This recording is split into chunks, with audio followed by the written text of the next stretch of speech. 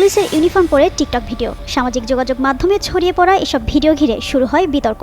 রাজশাহীতে পুলিশের ইউনিফর্ম পরে টিকটক ভিডিও প্রকাশের পর এক পুলিশ সদস্যকে প্রত্যাহার করা হয়েছে।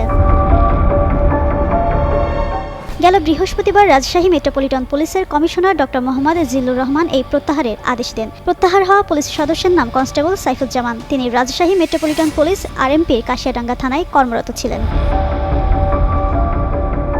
পুলিশ প্রথমেই জানতে পারে সীমা খাতুন নামে এক নারীর সঙ্গে ভাড়া বাসায় থাকতেন সাইফুজ্জামান। পরে যাচাই করে জানতে পারে প্রথম স্ত্রীর সঙ্গে বিবাহ বিচ্ছেদের পর তিনি সীমা খাতুনকে দ্বিতীয় বিয়ে করেছেন। তবে বিয়ের কাবিনের কাগজ এখনও হাতে পাননি। তবে সীমা খাতুন পুলিশের ইউনিফর্ম পরে টিকটক ভিডিও পোস্ট করেছেন, এই অভিযোগ সত্য বলে নিশ্চিত হয় পুলিশ।